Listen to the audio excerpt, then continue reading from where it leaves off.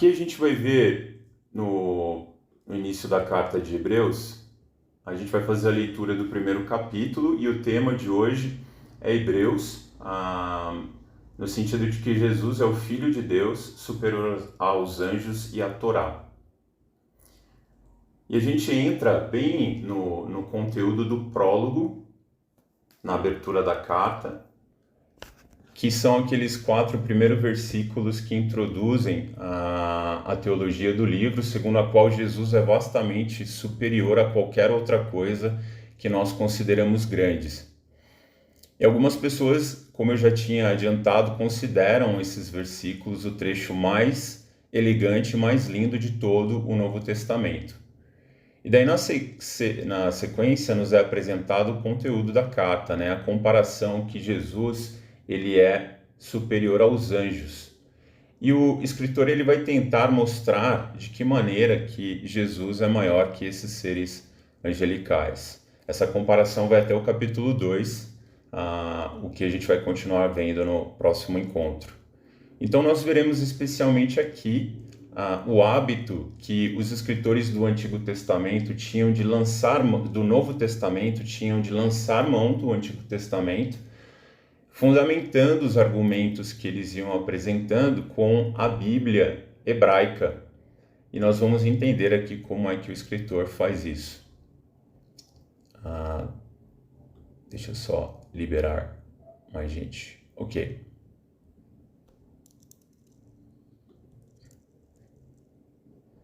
Vocês vão perceber que o texto que eu selecionei, ele tem algumas cores. Então eu tentei estruturar de uma maneira aqui, porém o PowerPoint ele não consegue, ele não tem a capacidade de captar essa estruturação. No entanto, eu vou colocar para vocês disponível o texto todo que eu vou trabalhar hoje com vocês, lá naquele link que eu compartilhei na última aula, né, do icisp.br.org.br, Oeste Hebreus. E ali vocês vão ter esse texto todo. E daí deem uma olhada na estruturação do texto, que é bem interessante. Essas cores, elas ajudam a gente a perceber quem protagoniza a ação, se é Deus, se é Jesus, de quem o autor está falando. A gente percebe também as ações, né? Como que Deus ele vai agindo segundo a descrição do escritor. É bem interessante, né? Uma maneira diferente que ajuda a gente a perceber a forma como o escritor está construindo a argumentação do seu texto, tá certo? Então, fica uma dica aí de estudo, uma forma de estudo que tem me ajudado.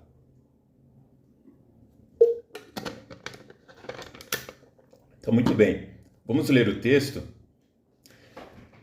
A gente vai entrar em contato aqui com todo o capítulo, tá? Eu vou ler pra gente. Se eu não me engano, tem algum microfone aberto, se vocês puderem conferir. Há muito tempo, Deus falou muitas vezes e de várias maneiras aos nossos antepassados por meio dos profetas, mas nesses últimos dias falou-nos por meio do Filho, a quem constituiu o herdeiro de todas as coisas e por meio de quem fez o universo. O Filho é o resplendor da glória de Deus e a expressão exata do seu ser, sustentando todas as coisas por sua palavra poderosa. Depois de ter realizado a purificação dos pecados, ele assentou-se à direita da majestade nas alturas, tornando-se tão superior aos anjos quanto o nome que herdou é superior ao deles. Pois a qual dos anjos Deus alguma vez disse: Tu és meu filho, hoje eu te gerei. E outra vez: Eu serei seu pai e ele será meu filho.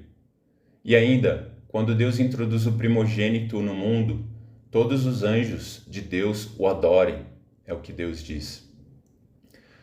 Quanto aos anjos, ele diz: Ele faz dos seus anjos ventos e dos seus servos clarões reluzentes. Vocês percebem que eu tenho deixado a citação da escritura do Antigo Testamento do lado desses versículos que se referem, né, ao Antigo Testamento para ajudar. Mas a respeito do Filho diz: o teu trono, ó Deus, subsiste para todo o sempre. Cetro de equidade é o cetro do teu reino. Amas a justiça e odeias a iniquidade. Por isso Deus, o teu Deus, escolheu-te dentre os teus companheiros, ungindo-te com óleo de alegria. Olha que interessante as cores aqui que destacam a presença de Cristo e também a presença de Deus, né? Jesus é o tom esverdeado e Deus é o tom alaranjado. Incrível pensar que uma escritura do Antigo Testamento já se referia a Jesus dessa maneira. Continuando, e também diz: no princípio, Senhor, firmaste os fundamentos da terra e os céus são obras das tuas mãos. Eles perecerão, mas tu permanecerás. Envelhecerão como vestimentas. Tu os enrolarás como um manto, como roupas eles serão trocados. Mas tu permaneces o mesmo, e os teus dias jamais terão fim. Também é impressionante aqui porque Salmos 110, 102 fala da grandiosidade de Deus, mas a gente vê uma referência aqui messiânica quando a gente lê Senhor, no princípio Senhor, né? Falando de coisas que a gente vai ver sobre Jesus em relação à divindade dele, né? Esse primeiro capítulo ele tem como preocupação o escritor, ele quer mostrar a posição glorificada de Jesus, a posição enaltecida de Jesus junto a Deus. E a gente vai ver mais em detalhes aqui no versículo, só finalizando, né? Depois o escritor ele vai falar sobre os anjos. A qual dos anjos Deus alguma vez disse: senta-te à minha direita até que eu faça dos teus inimigos um estrado para os teus pés? Os anjos não são todos eles espíritos ministradores enviados para servir aqueles que hão de herdar a salvação? Então, nós vemos claramente aqui no versículo 1, né, agora entrando nos detalhes aqui dessa passagem, uma declaração direta da parte de Deus. É o agente que desencadeia a ação a Deus, porque ele fala, e isso vai implicar pessoalidade. Então, para a tradição bíblica, especialmente quando algo é revelado, é quando Deus está falando. Deus ele é pessoal, e por ser pessoal, ele se comunica conosco. Então, do ponto de vista teológico, aqui o que está implícito é uma revelação. É o momento em que Deus fala descortinando algo sobre si mesmo a nós seres humanos. A gente percebe essa declaração no começo aqui da escritura. Depois a gente vê também uma dimensão temporal, quando o escritor diz há muito tempo. Porque Deus ele fala no passado. E a maneira como ele fala a referência de múltiplas formas, muitas vezes de várias maneiras, né? Então Deus ele falou por meio dos profetas, que eram os porta-vozes de Deus, e ele fala para quem? Os profetas falam para o povo de Israel. Mas é interessante que não apenas isso, se a gente vai estudando o Antigo Testamento, a gente percebe que Deus ele também falou por meio de reis, como Salomão e Davi. Deus falou através dos patriarcas, como Moisés. Deus falou por meio de poetas, escribas, sacerdotes, como Esdras, profetisas, inclusive, como Débora, administradores governamentais, como Neemias. Então Deus ele falou de várias maneiras por meio da história, por meio da poesia, por meio de provérbios, de profecias. É interessante que cada escritor enfatizou um aspecto de Deus. Por exemplo, Oséias falou sobre a graça de Deus, Amós sobre a justiça social, Isaías falou sobre a santidade de Deus. E Davi, o rei, ele trouxe o aspecto do coração de Deus. Joel trouxe à tona o julgamento de Deus, e assim por diante. Então aqui a gente tem uma noção do que seria a Torá, o Antigo Testamento. E o autor ele vai dizendo, ele está tecendo um argumento que Jesus ele é superior a tudo isso. Então Deus fala a quem? Ele vai falar aos hebreus, que conheciam a tradição judaica de modo geral e o culto de adoração de modo particular. E é importante aqui, porque a questão do culto, porque é o pano de fundo para essa carta que ele está escrevendo. Acho que a Daniela está com o som ligado, se puder desligar, por favor. Então, é curioso que Deus... o microfone está ligado. A fala de Deus, ela se dá na história de um povo. Existe um lastro histórico aqui, certo? Deus não fala no vazio, ele não fala no nada, né? Deixa eu ver se eu olho isso. Seguindo adiante, no versículo 2, a gente começa a perceber aqui que agora esse Deus ele fala no presente por meio do Filho. Então, o autor ele subtrai a expressão muitas maneiras e formas da argumentação, e o Filho se torna a forma exclusiva por meio do qual Deus fala. Cada autor bíblico trouxe uma parte da mensagem relevante, mas Jesus é a mensagem inteira. Jesus é o profeta supremo. A gente teve a mensagem sendo revelada por reis, mas Jesus é o Rei Supremo. Ô Rodrigo, o seu áudio está ligado, aí está interferindo. Se eu puder clicar no microfone, por gentileza. A gente teve a presença ali de sacerdotes, mas Jesus é o sacerdote supremo. Então tudo isso estava apenas preparando o palco. E Jesus ele veio incorporar todas essas mensagens.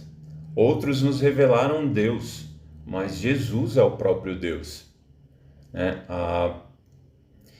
Ou seja, a segunda pessoa da Trindade é quem traz essa revelação. No cristianismo, se nós quisermos considerar a mensagem de Deus, nós precisamos entender a revelação que ele faz de si mesmo através de Jesus.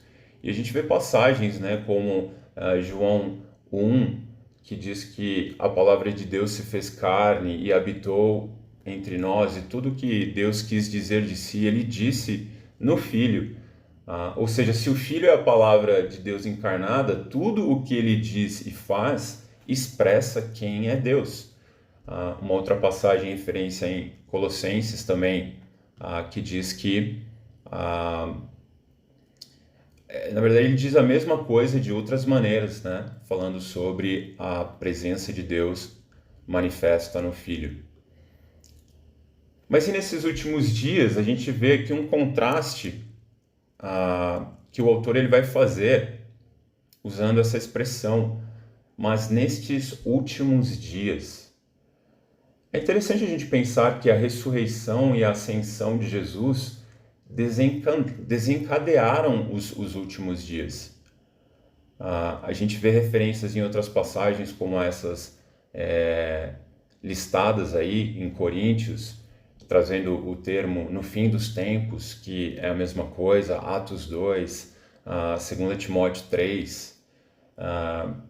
O que está sendo falado aqui é os últimos dias, né? Ou tem outras pessoas que gostam de usar o termo dispensação final, lá como em Hebreus 9, 26, que diz que Jesus ele apareceu de uma vez por tempo no final dos tempos.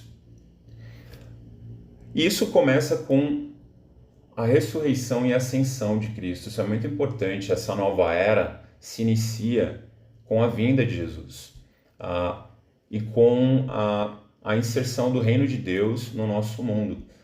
Então nós já vivemos os últimos dias, nós já vivemos o fim dos tempos até o retorno de Cristo, até o momento em que se consolidará o reino eterno de Jesus. Essa é a nossa esperança, mas a gente já vive o que, em outras palavras, seria o último capítulo da história da humanidade, né? Até a vinda eterna do reino de Jesus, que vai superar qualquer barreira de espaço, de tempo, qualquer limite nesse sentido.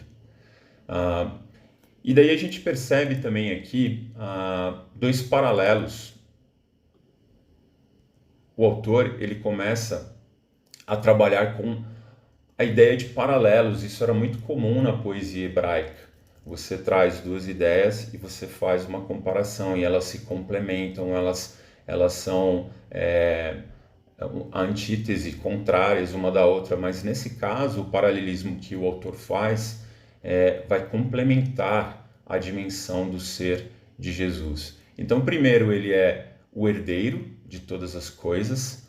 A gente vê também outras escrituras que falam isso, como Colossenses 1, né, 15, que Jesus é o primogênito sobre toda a criação. Por quê? Porque ele é gerado do Pai na eternidade. A sua herança depende da filiação dele. Esse conceito de filiação era muito comum na cultura judaica do primeiro século. Só que a gente tem que tomar cuidado, porque a nossa noção de gerar, de conceber um ser humano, não é bem o que acontece aqui na relação de Jesus com o Pai. O fato é que de eternidade em eternidade, Jesus sempre esteve presente. E de alguma maneira misteriosa, ele é da mesma natureza que o Pai. E tanto os dois quanto o Espírito Santo sempre existiram. Então é difícil colocar em linguagem humana, e às vezes alguns conceitos nossos não são apropriados para descrever o que é a pré-existência da Trindade. Mas o fato é que Jesus ele tem a mesma natureza que Deus, o Pai. Agora, a boa notícia, a notícia incrível é que nós somos convidados a sermos co-herdeiros de Jesus. Ele é o herdeiro, sim, o primogênito, mas nós podemos ser co-herdeiros no reino de Cristo. Embora nós sejamos filhos, só que agora filhos por adoção, né? Uma coisa interessante, você pode estar vendo um irmão do Sul, o Patrick, tem feito aulas sobre a Trindade todas as segundas-feiras à noite. Você pode acompanhar o conteúdo super interessante, tem ajudado muito os irmãos da nossa igreja a entenderem mais essa relação perfeita entre o Pai, o Filho e o Espírito Santo.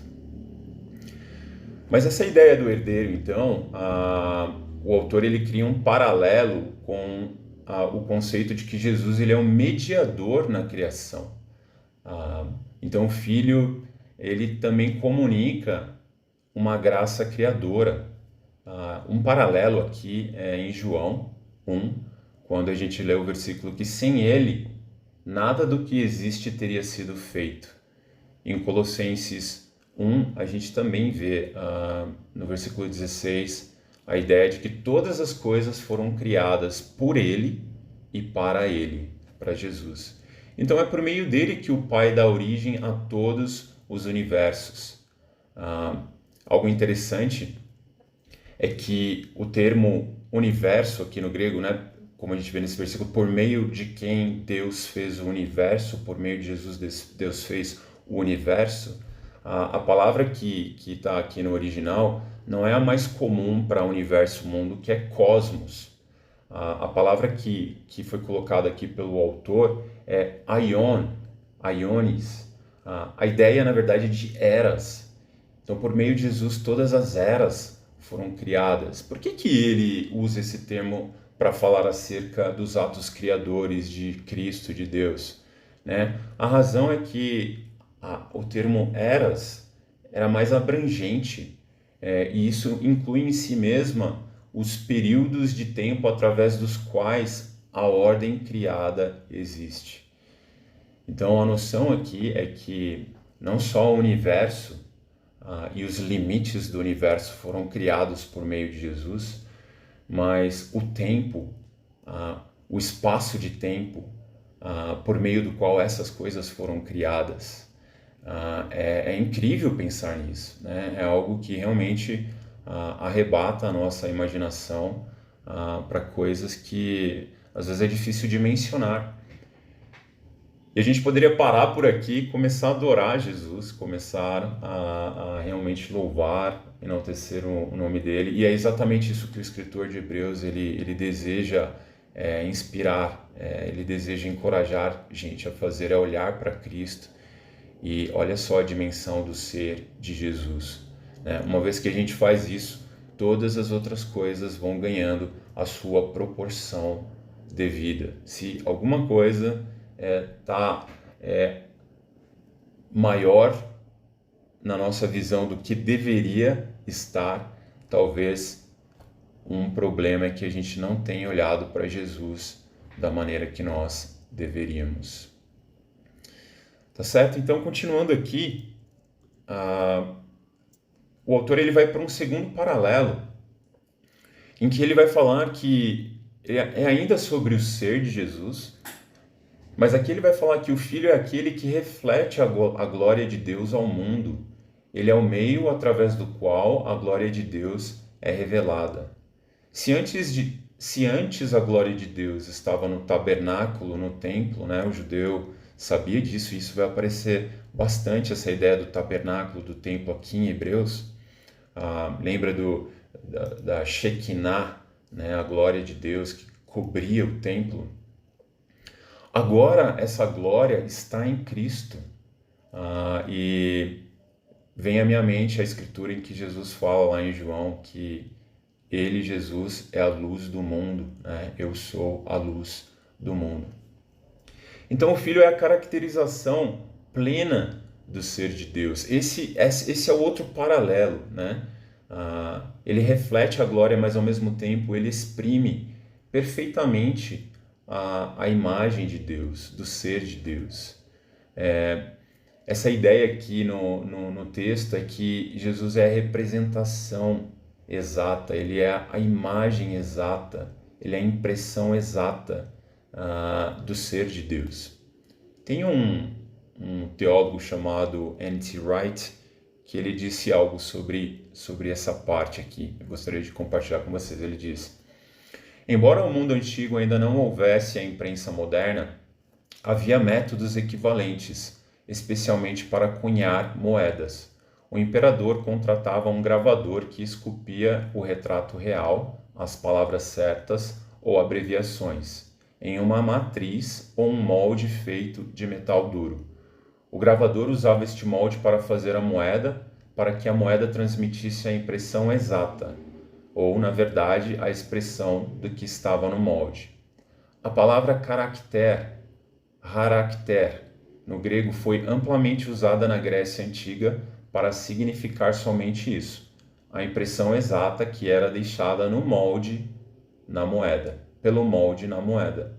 A partir de então, passou a significar cada letra que podia ser produzida por esse método, né? Passou a significar os caracteres de uma língua depois, daí no sentido mais amplo, passou a significar o caráter de uma pessoa, depois expressões da tipografia e assim por diante. Então essa é a origem histórica e cultural do que o escritor de Hebreus está tentando dizer aqui, né? Jesus é essa impressão perfeita do que é a imagem de Deus, né? É como se essa exata impressão da natureza e da glória do Pai tivesse sido moldada, cunhada com perfeição no metal moldável da natureza humana do Filho. E agora a gente tem essa maravilha aí para o mundo inteiro contemplar, este que é o Filho de Deus. Ou seja, você quer ver Deus? Ótimo, olhe para Jesus. Como a gente vê em João 1,18, uma outra referência, ninguém jamais viu a Deus, mas o Deus unigênito, que está junto ao Pai e o tornou conhecido. Então nós não encontramos Deus, é Ele que se revelou a nós. Isso é o que diferencia o cristianismo de todas as outras religiões. Deus ele vem e se revela até nós. Senão nós jamais seríamos capazes de conhecer esse Deus. Então nós não temos como falar de Deus sem que o nosso conteúdo passe por Cristo. Porque Cristo mostra exatamente quem Deus é. Nós não podemos perder de vista que o autor começa seu argumento assim porque ele quer falar da superioridade de Jesus ao longo dessa carta.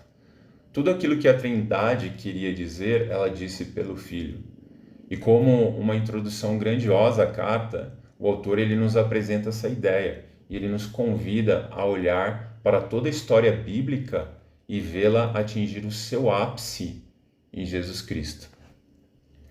E daí a gente vai para o próximo paralelo, ali no primeiro capítulo de Hebreus, só que esse paralelo agora ele vai se concentrar na obra de Jesus.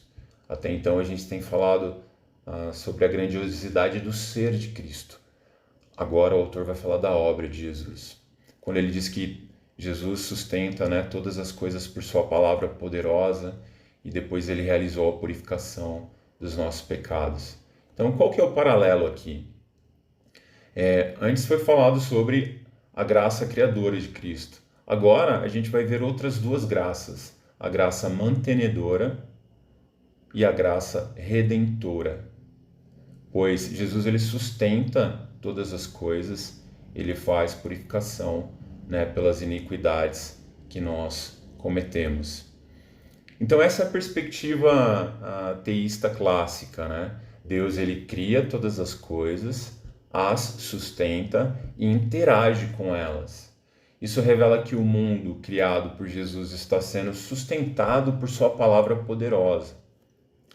Essa é uma ideia contrária. Muitas vezes a gente tem que ajudar as pessoas que são céticas, né, que não têm certezas a respeito da existência e da interação de Deus com a humanidade por meio do seu amor. Essas passagens, elas são ótimas, né, para revelar a ação e o protagonismo de Deus. Então Jesus é o mediador na criação, mas ele também é aquele que mantém todas as coisas em funcionamento. É curioso que os cientistas gostam de pensar que eles conseguem descrever e explicar como o universo funciona sem a presença de Deus. Só que, segundo o escritor de Hebreus, sem Jesus, o sistema inteiro das leis do universo entraria instantaneamente em colapso se Jesus não mantivesse essas coisas sob seu controle. Então, assim sendo, Jesus ele é o início, porque ele é o Criador. Jesus é o meio, porque ele é aquele que sustenta. E Jesus também é o fim, porque ele é o verdadeiro herdeiro de toda a criação. Faz sentido? Espero que esteja fazendo sentido. Inclusive, né, ele redime essa criação. Não bastasse tudo isso, ele faz a purificação dos nossos pecados. Né? E isso, obviamente, é tratado ao longo de toda a carta aos Hebreus. Isso é importante para falar da providência divina. Né? Ele sustenta todas as coisas, ele reconcilia todas as coisas com Deus.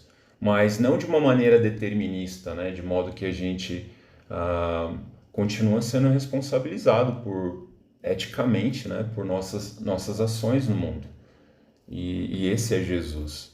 Né? De fato, é muito especial pensar numa descrição tão arrebatadora, tão surpreendente como essa de Hebreus a respeito do Filho de Deus. Continuando, aqui a gente passa, seguindo adiante, depois o que acontece é que Jesus ele se assentou à destra da majestade nas alturas, né? Isso é muito importante porque isso é um núcleo duro do Evangelho. Né? A crença da igreja primitiva é que Jesus foi morto e ele ressuscitou e depois ele foi exaltado à destra do Pai. Então, o que isso significa? Ele se senta à direita.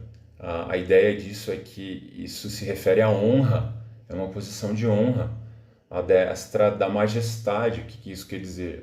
Deus, onde? Nas alturas. Isso se refere à direita, se refere aos céus, na verdade, né? À habitação de Deus. A ideia de assentar-se é a de que ele concluiu a sua obra de salvação. Lembra que esse paralelo anterior está falando sobre a obra de Cristo? A ideia aqui é como se fosse um trabalhador que depois de labutar o dia inteiro, ele termina o seu trabalho, ele chega em casa, o que ele vai fazer? Ele se assenta. O que temos que entender aqui é que a obra de Jesus foi absolutamente completa. Ele não deixou nada a desejar. E evidência disso é que hoje ele está sentado à destra de Deus. Então, depois de completar sua obra, Jesus ele está glorificado ao lado do Pai, onde ele atua como o nosso mediador, exercendo ao mesmo tempo a função de sumo profeta, sacerdote e rei. Acho que Regina Helena está com o microfone ligado. Se puder desligar, por gentileza. E essas funções, olha que interessante, profeta, sacerdote e rei. São as funções, os ofícios que havia na religião dos judeus. E Jesus as exerce com perfeição. Isso é extraordinário, não é? Então, por tudo isso, o nome que Jesus herda é superior aos dos anjos. E agora, né, que começa um paralelo, ou melhor, a comparação que o autor vai fazer com os seres angelicais. Então, de acordo com a tradução judaica, isso é importante a gente lembrar, presente no primeiro século, os anjos eles se revestem de grande importância. Foi por meio deles que Deus deu a sua lei a Moisés. E este, por sua vez, a entregou ao povo de Israel. Então, desse modo, os anjos são importantes porque eles fizeram a mediação entre Deus e Moisés na concessão da lei ao povo. E para justificar essa afirmação, o autor ele vai fazer o uso de algo que se chama florilégio. Não se assuste aí com o termo, mas na verdade florilégio é um apanhado de textos lá do Antigo Testamento que o autor vai citar na sequência. Então aqui a gente tem todos os textos e citações que ele faz na ordem. E o objetivo dele com tudo isso é fundamentar a declaração que ele faz que Jesus é superior aos anjos. Então ele vai ter que provar isso. E ele vai usar o Antigo Testamento como amparo, né? Na linguagem de hoje, o florilégio é nada mais nada menos do que a base bíblica, né? Se alguém vem falando alguma coisa, a gente pode perguntar qual que é a sua base bíblica para isso que você está falando. Então, florilégio é exatamente isso, só que usando as escrituras do Antigo Testamento, o que os judeus faziam, né? O que o autor está fazendo aqui. Então, é importante para a gente perceber o espírito da coisa, né? Como esse autor ele dá importância ao Antigo Testamento, às escrituras hebraicas. E os dois primeiros textos, que são Salmos 2 e 2 Samuel 7, são textos messiânicos por excelência. Eles eram os textos mais conhecidos no judaísmo do primeiro século em relação à expectativa messiânica. Então, quando se citavam esses textos naquele contexto do primeiro século, eles eram imediatamente interpretados como referência ao Messias. E agora a gente vai passar rapidamente por eles. Então, seguindo aqui no versículo 5, ele vai falar do Salmo 2, que descreve o fato de que o rei davídico era tanto servo do Senhor quanto o seu filho. Né? No Antigo Oriente Médio, no Antigo Oriente Próximo, essa era uma relação muito comum entre o rei e os seus súditos. Essa analogia de pai e filho era uma ilustração muito comum que era usada entre o Senhor e os seus servos. Né? Então, aqui o que acontece? Por que essa escritura é messiânica? Porque o autor está dizendo que Jesus, o último filho de Davi, é o filho especial de Deus. Aqui eu trago uma outra citação do Wright, que ele diz: a semelhança de todos os outros cristãos primitivos, O autor da carta começa seu pensamento com a convicção de que Jesus era e é o Messias, o verdadeiro rei de Israel. Tudo o mais discorre disso. Então, embora não saibamos quem é o autor da carta, sabemos de algo ainda mais importante a respeito dele. Desde o início, o escritor tem os seus olhos fixos em Jesus. Ao final da carta, quando sintetiza tudo, o autor nos clama para também mantermos os nossos olhos fixos em Jesus. E daí tem essa perguntinha: você está pronto para esse desafio? Né? E esse convite, irmãos, é o convite que a carta nos faz desde o início. Né? Estamos prontos, como igreja, individualmente, para olharmos mais para Jesus? E depois a gente continua com a segunda citação dele, que é 2 Samuel 7, que vai apresentar o relacionamento especial que Deus manterá com a descendência de Davi, prometendo que sempre haverá descendência para o trono de Davi. Aqui o fato, historicamente, é quando os assírios dominaram o reino do norte e os babilônios o reino do sul, mas ninguém assumiu o trono de Israel, nem o trono de Judá. Então era óbvio para os judeus que esse texto se referia ao Messias, à vinda do verdadeiro rei, que futuramente e de forma definitiva assumiria o reinado de Israel. Então, no judaísmo do primeiro século, esse texto era muitíssimo rememorado, assim como também textos do livro de Daniel, Salmos, como a gente vê presente aqui, né? Então, em Cristo, essa promessa encontra o seu cumprimento final, pois ele é o Messias esperado que reina em nome do Senhor no domínio de Deus. Então, quem que é o rei no reino de Deus? É Jesus, o Messias. Ele a quem todas as promessas faziam referência, ele que garantiria e que continua garantindo a continuidade do reino de Davi. Eu não estou fazendo nenhuma apologia, tá, ao judaísmo nesse sentido. Qualquer ser humano em qualquer canto do mundo pode se tornar cidadão do reino de Deus por meio de Jesus Cristo. Então aqui não é uma apologia aos judeus, tá? Mas de fato Jesus ele cumpre essa promessa de que o reino davídico continuaria para a eternidade.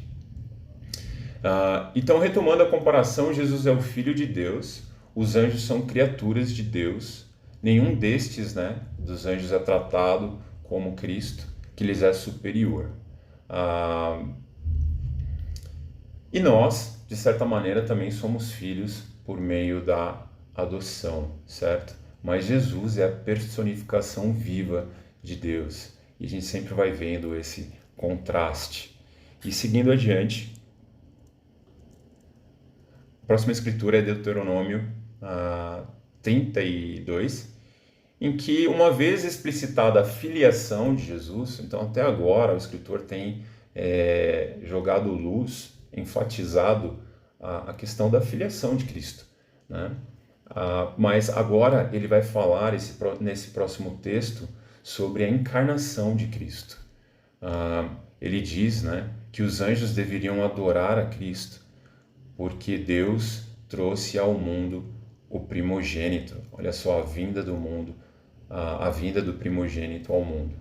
Então só faria sentido dos anjos adorarem um ser que fosse superior a eles, certo? Na sequência da comparação entre o Filho e os anjos, a gente vê que a coisa vai ganhando contornos de autoridade e de sujeição dos anjos a Jesus. Então, por que adorar aquele que é adorador?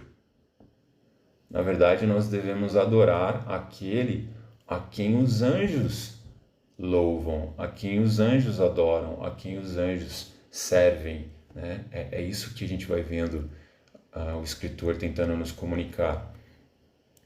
Daí, seguindo adiante, a próxima citação de Salmo 104 é incrível, assim, porque ele vai começar a falar dos anjos, né, para criar um contraste mais preciso. Daí ele diz que assim como os ventos e os clarões reluzentes são agentes dos propósitos de Deus na sabedoria hebraica. A gente vê isso acontecendo, né, no Antigo Testamento. Os anjos também o são. A gente vê que a natureza está sob o comando de Deus. Da mesma forma, os anjos também estão. Eles estão sujeitos à autoridade do seu Criador, que é Jesus Cristo. Então, quem está sujeito à autoridade de quem aqui? Obviamente, os anjos estão submetidos, né, ao poder de Cristo, o Criador de todas as coisas, inclusive as coisas celestiais. Uma referência interessante aqui é Colossenses 1:16, que diz que em Jesus foram criadas todas as coisas nos céus e na terra, as visíveis e as invisíveis, sejam tronos ou soberanias, poderes ou autoridades, todas as coisas foram criadas por Ele e para Ele. Impressionante, incrível isso, não é? Não bastasse o mundo palpável, visível, concreto, material, os seres celestiais, que têm um corpo diferente, obviamente, né? Não quer dizer que eles não tenham um corpo, mas eles também foram criados por meio do poder de Jesus. Isso é impressionante. Seguindo, depois o autor ele vai falar de Salmo 45, né? Aqui já em relação ao filho, o autor ele vai falar de uma unção que o filho recebe, que tem relação direta com o Messias, porque a palavra Messias significa ungido. Então aqui a ideia é que o filho é o rei messiânico, aquele que estabelecerá o reino de Deus sobre a terra, porque é nesse reino em que esse rei ama a justiça, ele tem autoridade sobre todas as coisas, sobre tudo, incluindo os anjos. Por isso que a gente vê referências como que nesse reino, no versículo, diz que há o cetro de equidade, né, que amas a justiça, odeias a iniquidade e assim por diante. Avançando, a gente percebe aqui que em Salmos 102 o autor ele começa a aprofundar a sua argumentação e nesses versículos ele retoma a graça criadora, a graça de manutenção e a graça de redenção, aquelas três graças que a gente tinha falado anteriormente. Então, consequentemente, o Filho, o Rei do Reino de Deus, tem autoridade e levará a cabo os seus propósitos eternos. Ele criará novos céus e nova terra, onde habitam a justiça e a santidade de Deus. E é curioso que o apóstolo Pedro, ele faz uso, né, de uma linguagem muito parecida com essa de Salmos, e ele também vai falar sobre o último dia. Pedro ele está animando os irmãos a perseverarem na fé, tendo em vista que o tempo de Deus ele é diferente do nosso. Então Jesus ele vai voltar? Sim, com certeza, mas não no nosso tempo. Então por isso, não achemos que ele está demorando. O escritor de Hebreus ele também tenta fazer esse encorajamento de persistência na fé para os cristãos daquela época, certo? E no próximo versículo, então, o escritor ele vai falar de Salmo 110, que também é claramente messiânico. A gente vê aqui que sob os pés do Filho, o Rei messiânico, todos os inimigos serão subjugados. Então, como veremos no próximo capítulo, no encontro que vem, a salvação ela está relacionada com a sujeição de todas as coisas a Jesus, o Rei do Reino de Deus. O que é a salvação para o autor de Hebreus? É que todas as coisas estejam sujeitas a Jesus, o Rei messiânico. Isso é salvação para esse escritor. E daí a gente vê aqui no versículo seguinte que o autor ele vai fazer uma pergunta, né? Afinal de contas, a gente falou tanto de Cristo com clareza, algumas pinceladas sobre os anjos, mas quem são os anjos, afinal de contas? Qual que é a missão deles? E ele vai responder isso no último versículo desse capítulo. Na verdade, fazendo uma pergunta retórica, né? ele diz: os anjos não são todos eles espíritos ministradores enviados para servir aqueles que hão de herdar a salvação, né? Então, primeiro, os anjos são espíritos ministradores, eles são ajudantes, essa é a identidade deles. E segundo, os anjos são servos daqueles que hão de herdar a salvação, essa é a missão deles. Curioso, né? Aqui a gente vê o escritor finalizando o capítulo falando da identidade e da missão dos anjos. No entanto, no começo desse mesmo capítulo, o escritor vai falar da identidade e da obra, da missão de Jesus Cristo. É incrível, né? É quase uma obra de arte essa carta aos Hebreus, a maneira como ela é construída. Então, portanto, Jesus ele é infinitamente superior aos anjos. Os anjos, eles são ajudantes, né, de quem nós recebemos a salvação, porém, no entanto, todavia, Jesus é a própria salvação, Jesus é a própria fonte por meio da qual nós somos salvos. E o capítulo 2 ele vai desenvolver mais isso, mas já dá para a gente ter aqui algo precioso, porque Jesus ele está ficando do tamanho que o autor de Hebreus quer que a gente o perceba, o tamanho do que ele é de fato, né? E isso nos deve mover à adoração, ao louvor, essa é a nossa parte, e deixar todas as outras coisas em nossas vidas do tamanho apropriado, ou seja, coisas que são infinitamente inferiores a Jesus. Esse é o tamanho certo de qualquer outra coisa em nossa vida, por mais importante que seja. Então a reflexão que eu gostaria de deixar para nós finalizarmos é essa perguntinha aqui, ó. Se vocês puderem ler, enquanto eu bebo um gole de água.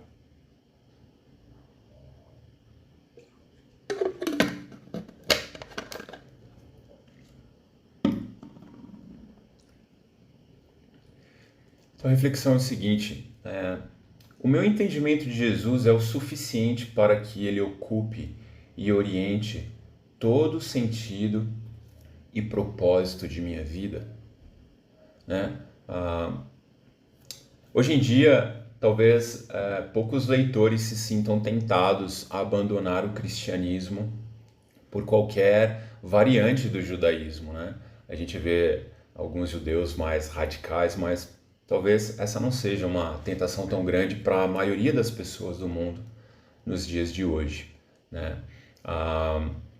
No entanto, muitas pessoas, inclusive dentro da nossa comunidade da igreja, né, com certeza pode acontecer,